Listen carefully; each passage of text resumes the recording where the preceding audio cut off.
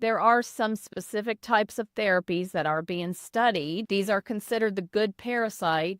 Helminth Therapy. So helminths are a type of parasite, and they're being studied for the potential therapeutic benefits, including this immune system modulation to treat autoimmune diseases.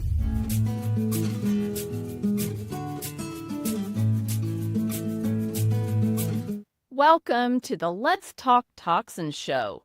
In this episode, we're focused on a type of toxin that affects many women but often goes unnoticed: parasitic infections. These critters are unwelcome guests in our bodies and can cause a range of symptoms from digestive issues to chronic fatigue. If you're concerned about the impact of parasitic toxins on your health, you're not alone. I'll share insights so that you can recognize the symptoms of parasitic diseases and practical strategies for protecting yourself from these unwanted visitors. And make sure you stay to the end where I answer questions from women just like you. If you're new here, I'm Dr. Gayla Gorman, a licensed acupuncturist, naturopath, and author of What's Your Kryptonite? I wrote the book to help women understand the effects of chronic stress that's turned toxic.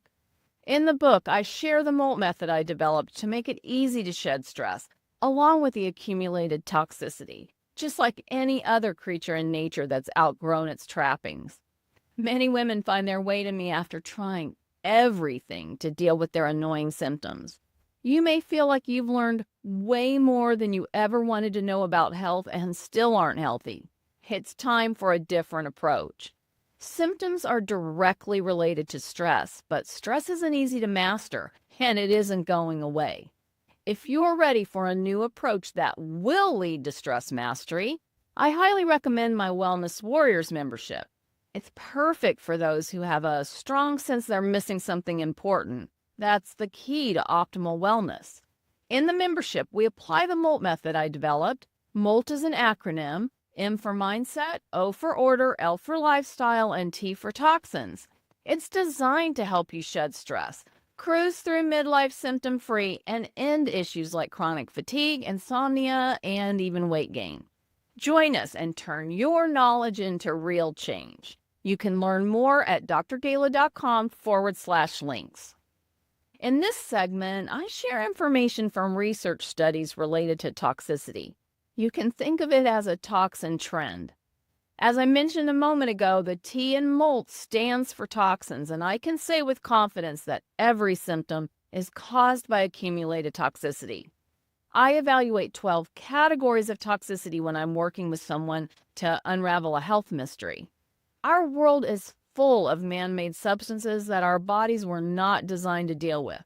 Couple this toxicity with an overwhelming amount of toxic stressors the body was designed to manage, and it's no wonder women find themselves playing whack-a-mole with symptoms.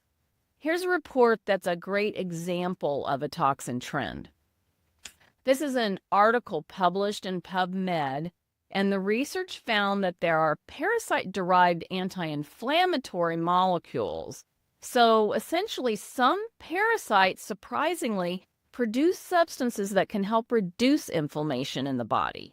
Now, this is completely counterintuitive because most parasite infections are causing inflammation in the body. So it might sound strange, but these substances could lead to new treatments for conditions like arthritis and other diseases that involve chronic inflammation. Here's a few key points that you might want to just keep in mind. These anti-inflammatory molecules, they're known as ES62, and they're derived from roundworms. They work by calming down the body's immune response. So just imagine your immune system as a fire that sometimes gets too hot. Well, these molecules help turn down the heat. Essentially, I assume that they're kind of tricking your body into thinking that it's okay. This might not be great as a long-term strategy, but if you have a condition that has really inflamed your internal systems, then this might be one of those outside-the-box approaches to use short-term to turn the situation around. Some of these diseases are particularly worse with aging, and so it can really help to understand that some of these things actually can be used for benefit rather than only having harmful effects. For mature women, especially those over 50, these molecules could relieve conditions like rheumatoid arthritis, which often worsens with age. So when we reduce inflammation, these substances help improve joint health and reduce pain. And this obviously makes everyday activities easier for anybody with rheumatoid arthritis. I can imagine that anything that would improve the situation would be worth trying. Researchers are excited about the potential of these parasite-derived molecules because they could lead to new medicines, and these could be more targeted and have fewer side effects overall than the current treatment options. So in the future, people might have access to safer, more effective treatments for these kinds of inflammatory diseases, and obviously improving quality of life is the most important thing to keep in mind. Chapter 12 in my book, What's Your Kryptonite, is dedicated to helping readers manage what I refer to as tricky toxins, like these parasitic toxins we're talking about in this episode. Our bodies are bombarded with toxicity, so we have to learn to manage it. Just comment tricky toxins and we'll send you a link where you can download the chapter for free.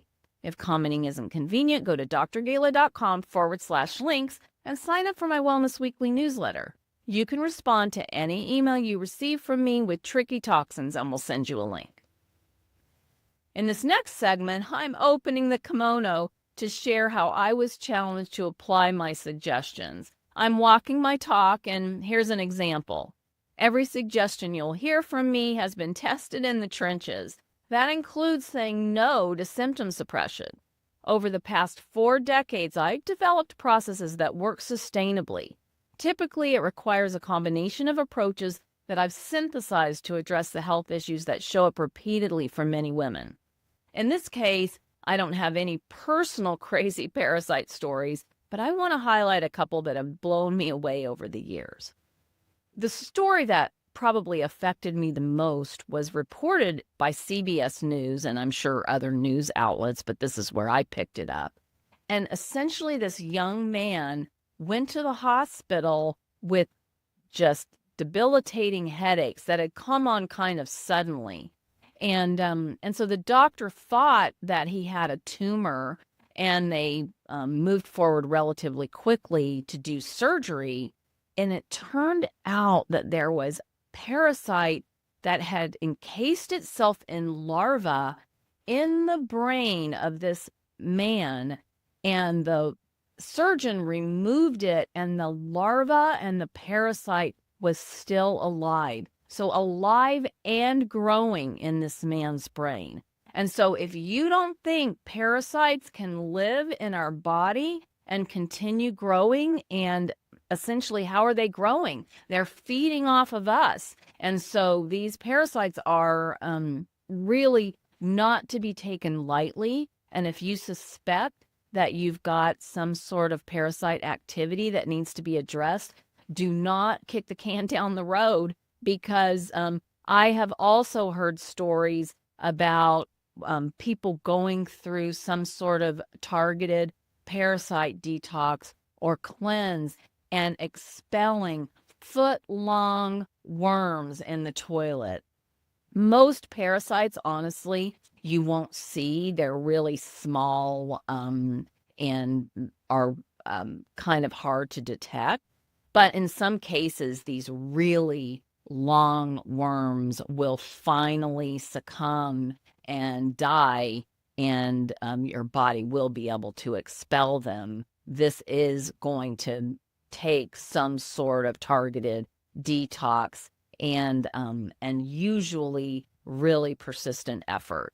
These critters have not grown and proliferated in your body without meeting a whole lot of obstacles along the way, and so they're not easy to eradicate.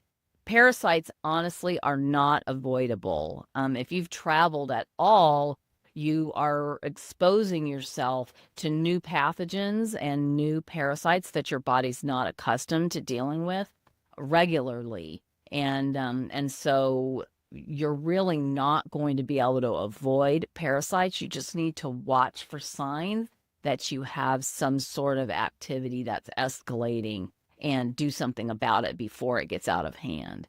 Typically, parasites are not the first problem. They tend to be opportunistic. And so what happens is if your immune system is already compromised, if you're already really stressed, then a parasite may be introduced and your body's not able to kill it off in its sort of early stages. And once it gets into your body and sort of sets up house, and figures out how to avoid your body's defense mechanisms, then that's how these things tend to gain a life of their own, essentially.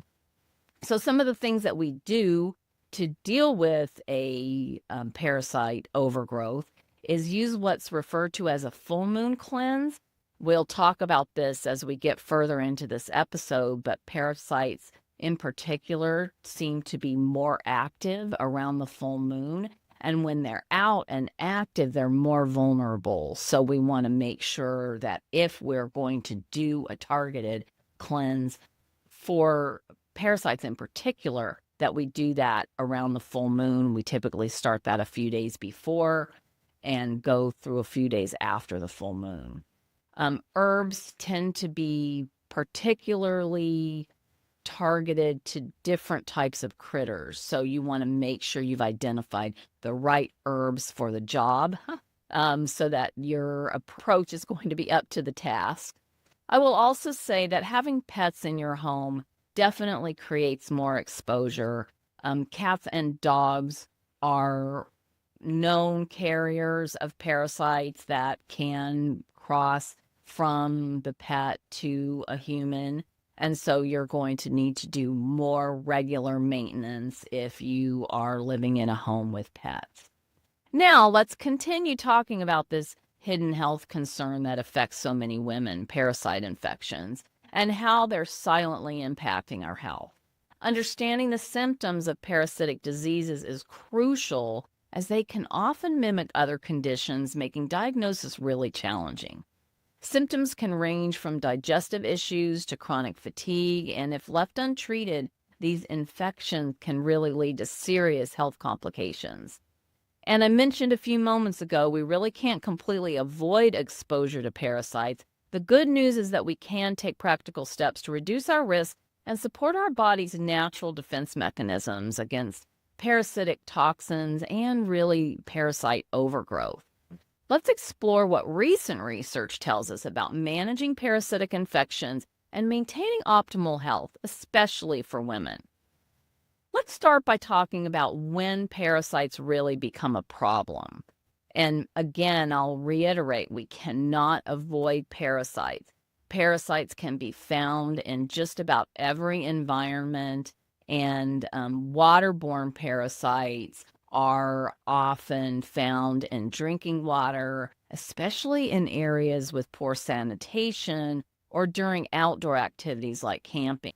I will say that even if your tap water has been reportedly tested and is considered safe, parasites can still sneak through, and that's one of the reasons why I recommend consuming higher quality water like reverse osmosis, 3-stage filtered water, or distilled or spring water. You can get a distiller at home. It tends to be a fairly big and costly device, but most people actually choose to just buy distilled or spring water from the store. That gets problematic over time if you're concerned about the environment like I am and you want to save all those plastic bottles. It's best to just install a really high quality reverse osmosis filter.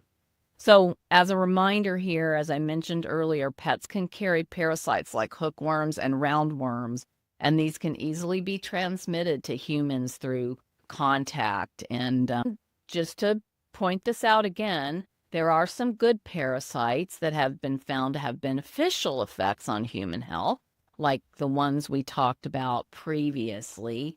Helminths are basically parasitic worms that help to modulate the immune system and can potentially reduce inflammation and improve symptoms of autoimmune diseases, even things like multiple sclerosis and allergies. So this concept is part of the hygiene hypothesis, and this suggests that a lack of exposure to beneficial parasites might contribute to increased rates of autoimmune conditions in developed societies that really are trying to keep this sort of exposure to a minimum. So one of the things when you're worried about really making sure you don't come in contact with any sort of pathogen is to remember that it's best to keep our immune system tuned up.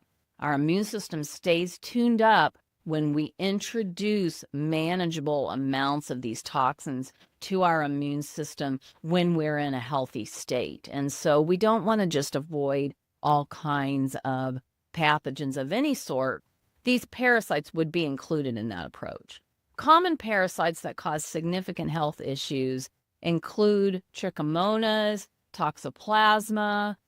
Of course, these would be different types of hookworms than the ones we're talking about a few moments ago. These parasites can lead to conditions like anemia, gastrointestinal problems, and even neurological issues if they're left untreated. Infections often spread through contaminated food, water, or direct contact with infected individuals or animals. Parasitic toxins can have both harmful and beneficial effects on the human body, so that's what I want you to remember as you move through this episode with me. Some parasites modulate the host's immune response in ways that might be leveraged for medical treatments. And the research into the unconventional use of parasites in medicine really highlights immunological responses, which could lead to new therapeutic approaches. The toxic effects of parasites remain a significant health concern, though, particularly for the less common infections that aren't widely recognized. And when they're not recognized early, then they tend to amplify and become harder and harder to address. There are some specific types of therapies that are being studied. These are considered the good parasite, Helminth Therapy. So these are, helminths are a type of parasite, and they're being studied for the potential therapeutic benefits, including this immune system modulation to treat autoimmune diseases. And then there's other instances where parasites interact with the human host and create sort of a co-infection. And so this truly would be thought of as hyperparasitism, where one parasite directly feeds on another. And so this kind of thing wouldn't typically be documented in humans. We don't do these kinds of studies on humans, but humans can experience this similar sort of effect, this co-infection, where multiple parasites infect the same host simultaneously. This occurs with many types of parasites, including hookworms and intestinal protozoa. And then we end up with these overlapping regions in the body that are affected and additional risk factors for infection. Some of the symptoms of parasites include itching, especially anal itching around the full moon. Some people notice that their symptoms worsen around the full moon.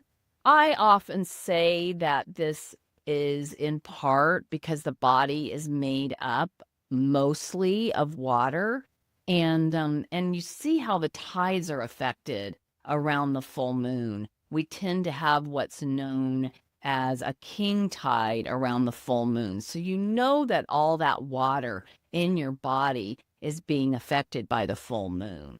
But it's also true that parasites are more active during this time due to changes in the serotonin levels in the body.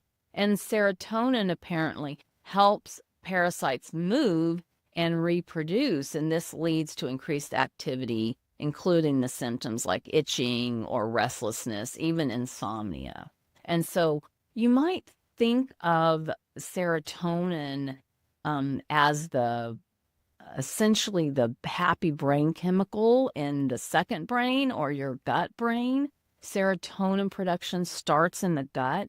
So if you think about that during this full moon when the serotonin is more active, if you don't have parasite overgrowth, then you should actually feel better during this period of time. But if you find that you're having worse symptoms and you're feeling worse around the full moon, then that can definitely be an indication that parasites are compromising your production of serotonin.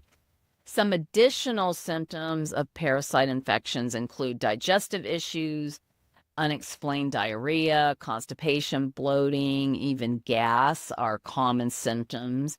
Sometimes these are mistaken for IBS, irritable bowel syndrome, or other gastrointestinal issues. And if that happens, then they might not be treated appropriately. And this is one of the ways that these parasites then are allowed to grow over time, and the situation ends up getting worse, and you're being treated for IBS, and that's not really the problem.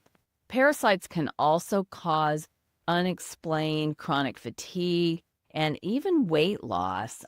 I believe that they also can be contributing factors to weight gain for the digestive issues we mentioned previously. So getting this parasite overgrowth under control can definitely help your body free up some resources to help it better manage your weight, whether it's weight gain or weight loss. That's an issue. The weight loss tends to be because your body is nutrient deficient, because essentially the parasites are robbing your body of the nutrients that you're consuming. Skin problems include skin rashes, itching, as we've talked about, and that wouldn't necessarily be just anal itching, even eczema.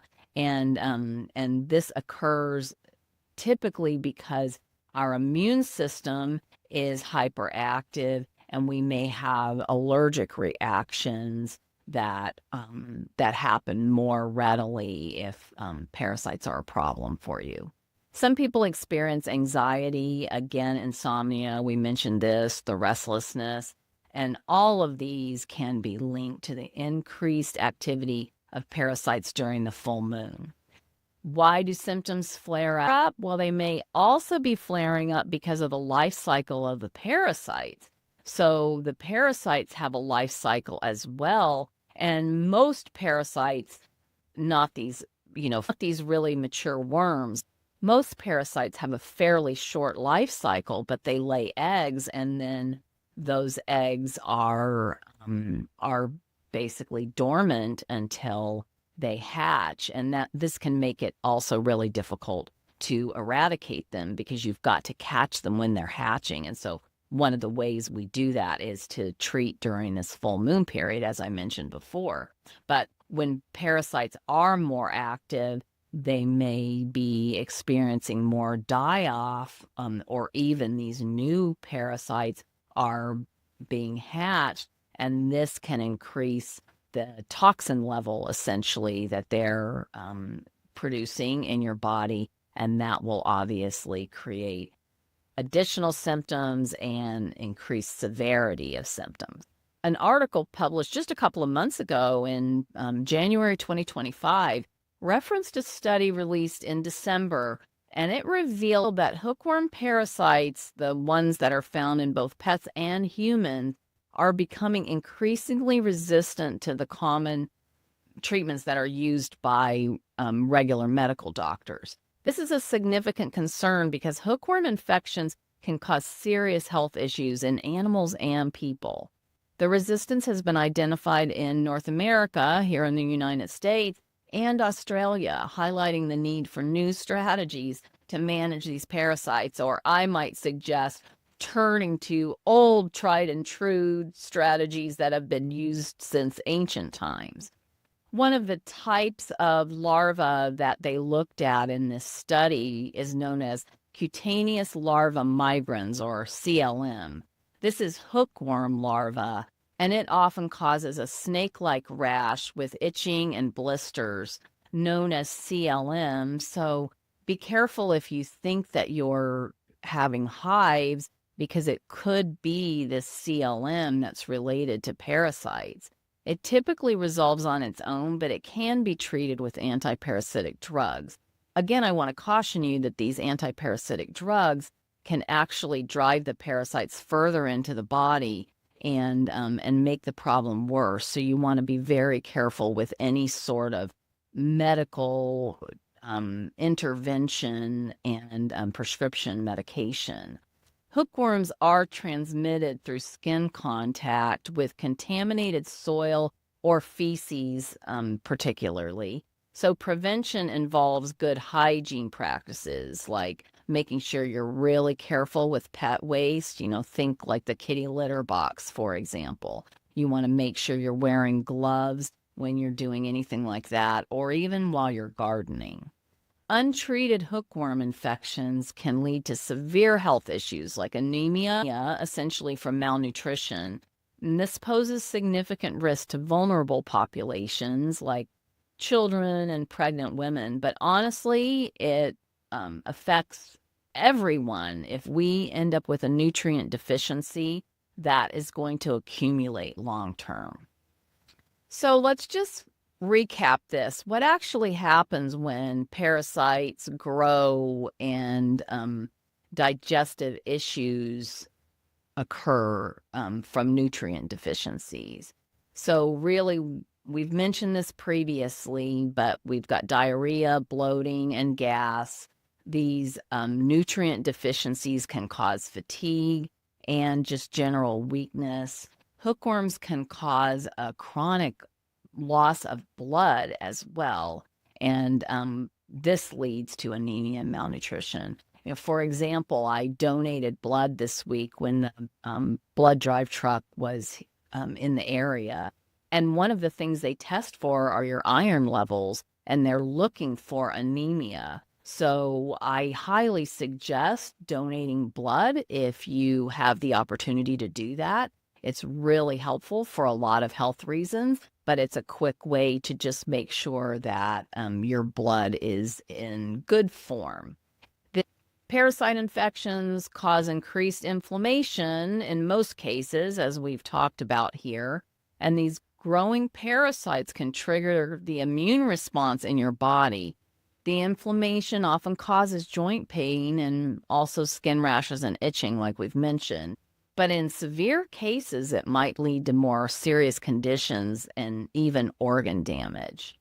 So what do we look for if we suspect organ damage? Well, if left untreated, parasites can cause significant damage to the vital organs like the liver, bladder, and intestines. This typically results in chronic pain and other severe complications. And again, as I mentioned, parasites can be really hard to diagnose. Now, hopefully, if you've got a situation where parasites have grown to the point where it's creating really severe complications and a parasite test is run, they will be detected. But just know that if you really suspect this, you may need to test several times, because these parasites, especially as they mature, get better and better at hiding out and concealing themselves. These parasites have been found to lead to liver fibrosis and bladder damage. So remember, you can get the Tricky Toxins chapter of my book, What's Your Kryptonite, for free. Just comment Tricky Toxins and we'll send you a link where you can download the chapter. If commenting isn't convenient, go to drgala.com/links and sign up for my Wellness Weekly newsletter. You can respond to any email you receive from me with Tricky Toxins and we'll send you a link. Now let's continue with a few practical ways women can address the risks of parasitic infections and manage the symptoms of these parasitic diseases. These infections can affect more than just our digestive system. They can actually impact our overall health and increase our risk of various complications. But there is good news. Even small changes in our daily routines can significantly reduce our exposure to parasitic toxins and support our body's natural defense mechanisms. And don't forget, when I'm done, drop a comment to share which parasite fighting strategies you're planning to try and why you think they'll work best for your health journey. So some of the places we tend to find parasites in the body include the brain. And I know this is not really supposed to happen because we're supposed to have what's known as a blood-brain barrier. But what happens is if we inhale parasites, or often this is found to happen when somebody has been swimming in infected waters. Parasite infections affecting the brain are less common, but they can be really severe. Neuroschistosomiasis is a rare form of adult worms, and they migrate to be near the central nervous system or the CNS, and this can even cause seizures or headaches. Remember the example that I gave you earlier where the man had gotten a worm in his brain and that worm had encased itself in larva and literally was appearing on the scans like a tumor. So this type of condition occurs when the parasite's eggs are transported to the brain. So think these are just microscopic, right? And this leads to inflammation and neurological symptoms if they are not killed before they begin to grow. Digestion, we've mentioned this. This is the primary way that we really experience parasite overgrowth. Parasites can affect the digestive system in several ways. These intestinal parasites like hookworms and roundworms cause digestive issues, as we've mentioned before, like diarrhea, abdominal pain, weight loss. But these parasites often enter the body through contaminated food or water and lead to malnutrition, including anemia, as we've mentioned before, if they are left untreated. Common exposure sources, remember, include contaminated water primarily. And so you want to really be careful where you're swimming, because water that gets into your nose, your sinuses, even through your ears, those are avenues that literally will pass the blood-brain barrier. So it's really important to be careful when you're camping, and you may be tempted to swim in infected or unclean waters, or even drink untreated water. Foodborne parasites are a little bit different. They're known typically as toxoplasmosis, and these are typically consumed in undercooked meat or unwashed vegetables, or, vegetables that haven't been washed good enough. They're also found with contaminated cat feces. And I suspect that one of the reasons why parasite overgrowth has become so common these days is because so many people live with pets as cats and have to deal with these unsanitary litter boxes in their, some part of their home that they come into contact with regularly. If you've ever seen a cat use a litter box, you know that is flying into the air when they're trying to cover up their deed, and that's becoming airborne, and that airborne toxicity is being inhaled and potentially going into your brain. So some of the sexually transmitted parasites include trichomoniasis, and this is commonly transmitted through the urogenital system, and so it's possible that parasites can be considered a sexually transmitted disease. Let's talk now about some of the natural remedies we use to treat parasites. There are conventional medical treatments for parasites if the infection can be confirmed with a lab test, but as I mentioned, parasites are great at hiding out in the human body, and a lab test won't always produce reliable results. Natural treatments are less risky and produce arguably better long-term results. So one of the best things you can use on a regular basis to keep parasite activity low is garlic or oregano oil. Garlic contains allicin, and this has antimicrobial and antiparasitic properties. Oregano oil contains Carvacrol and Thymol, known for their antimicrobial effects. Both of these can support the body's natural defenses against parasites. Some of the most common herbs that we use for treating parasites are wormwood and cloves. Wormwood has a compound known as thujone, and cloves have eugenol, and these have been traditionally used for their antiparasitic properties. They can help inhibit the growth and reproduction of parasites. Another thing, too, you might use are seeds, papaya or pumpkin seeds. Papaya seeds contain papain, which has antiparasitic effects, while pumpkin seeds contain cucurbitacin, which can paralyze and eliminate intestinal worms. Both are used in natural deworming regimens, including those that I use. Some additional holistic treatment and other herbs include black walnut. So this herb is traditionally used for its antiparasitic properties, but the efficacy varies, and in part it's because if you're not using it properly and attacking the problem when the parasites are most active, it may not even address the issue at a time when the parasites are vulnerable. But it's also true that different herbs are better at targeting different types of parasites. So it's important to know what you're dealing with and then creating a targeted protocol that addresses the specific problem. You can also support your gut health with probiotics or digestive enzymes, and this can be really helpful just to make sure that your gut is moving things through your system timely and that you're absorbing the nutrients that you're consuming. It's important to make some dietary adjustments. You can increase the garlic and oregano oil. We talked about this a moment ago. And also to use some of these seeds on salads and that sort of thing.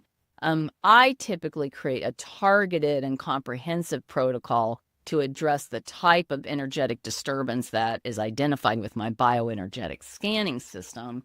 But you can use herbs that are known to help with parasite issues. It's just important to address the specific type of critter that you suspect has taken up residence in your body. So now the answers I give to questions I receive quite often apply to and would be helpful for most women. I've accumulated a few related questions and I'll answer them in this segment. I refer to it as Ask Away.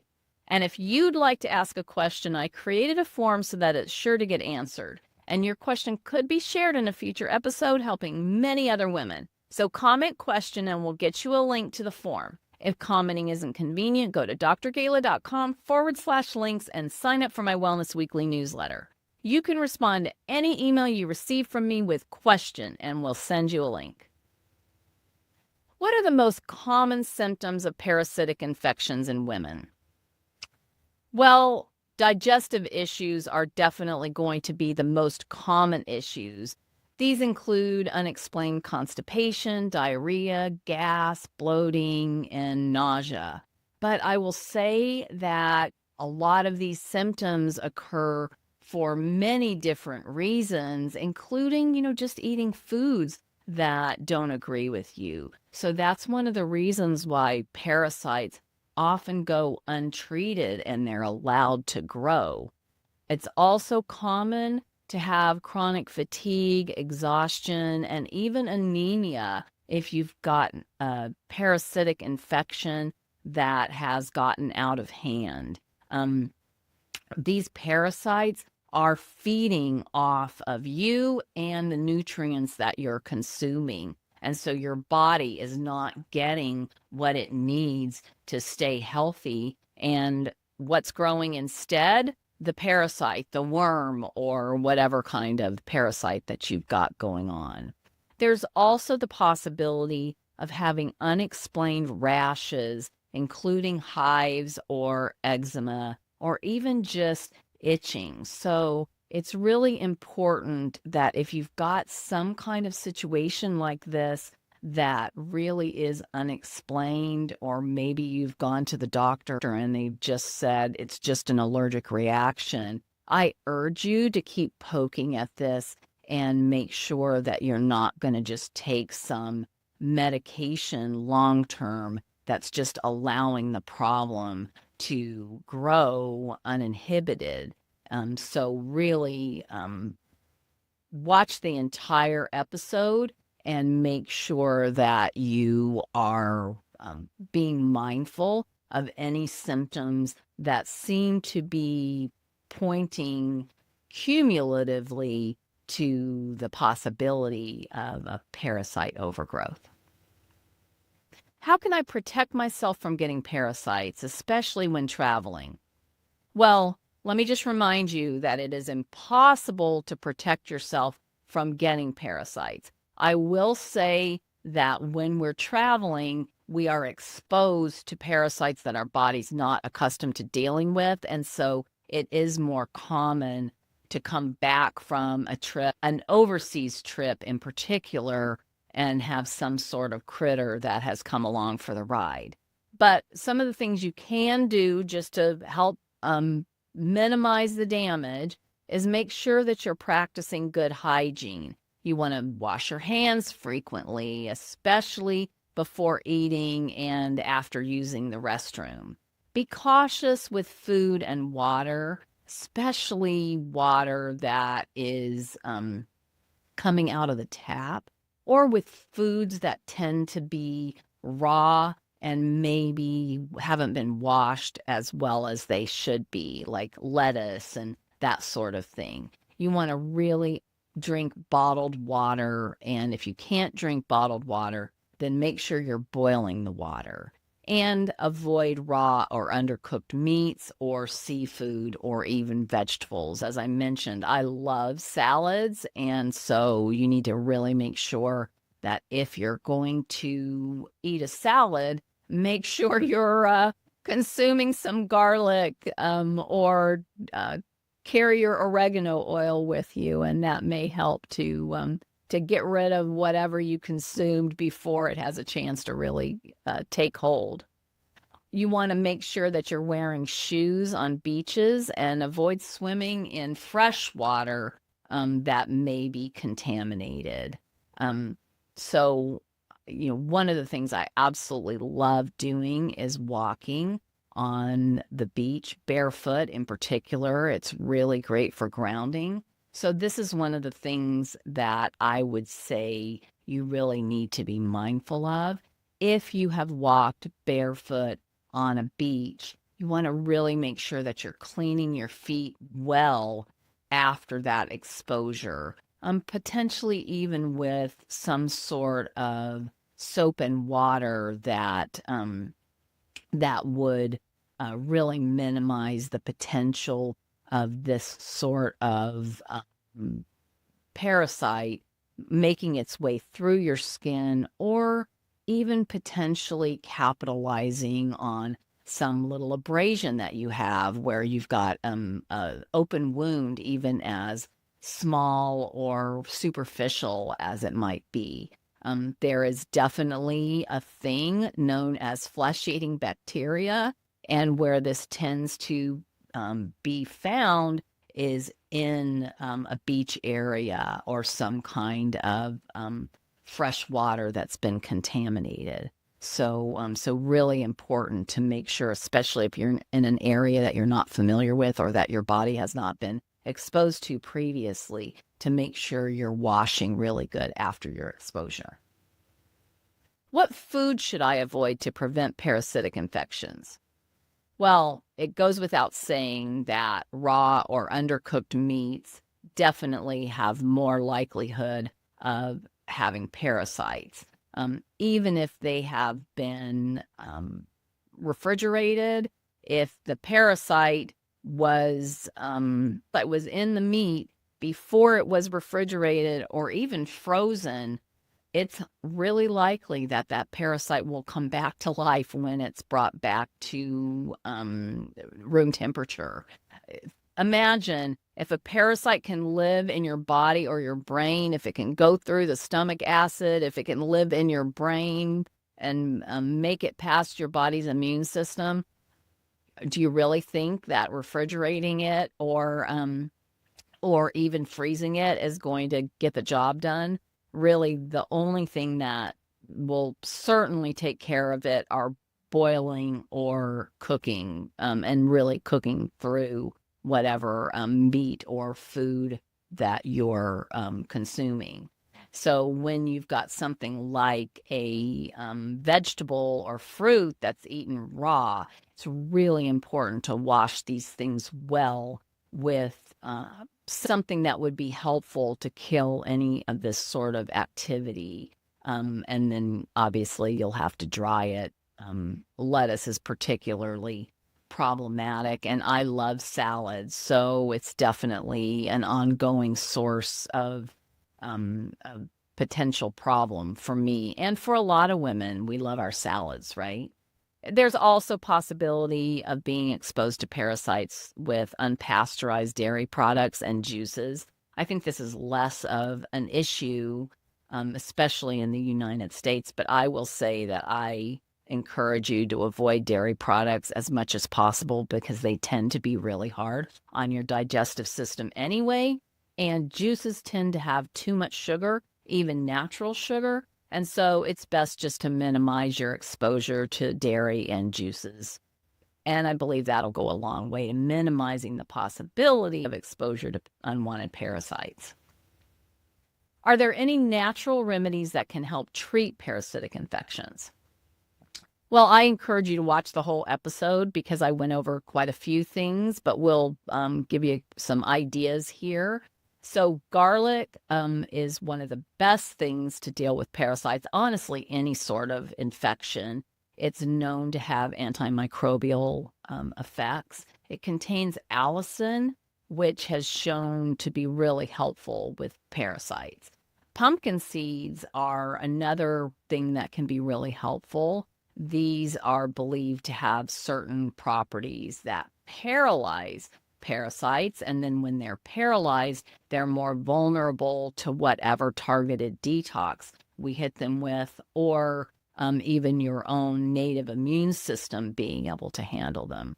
Papaya seeds can be mixed with honey, and this can be effective because the honey will entice them out. The sugar can entice them to come out of hiding, and then the seed can potentially paralyze them, as we talked about with the pumpkin seeds. So the other thing too that the honey can do is that, they would potentially kind of caught up in the honey and then be able to be flushed out of the body in that way. Can parasitic infections increase my risk of other diseases like autoimmune disorders? Well, I would say that a parasitic overgrowth is a definite trigger, and this can trigger immunological disturbances and contributes to autoimmune diseases for sure. They also tend to do something that's referred to as molecular mimicry. They've got structural similarities with proteins that your body is accustomed to dealing with. So essentially, they trick your body into allowing them to hang out. And this eventually leads to autoimmune reactions once they get to the point where your body begins to sort of catch on and starts to detect them. If you've got chronic inflammation from long-term parasite infections, this really lead to disease conditions or diseases that are thought of as autoimmune conditions. Remember, if you'd like me to answer your question, make sure to comment question and we'll send you a link to the submission form. You'll want to subscribe to the channel to get notifications to get regular updates. And that's a wrap for this episode. This has been the Let's Talk Toxins show. Make sure you subscribe to my channel on YouTube and activate the notifications. You'll get a reminder when I'm going live next. Until then, be well.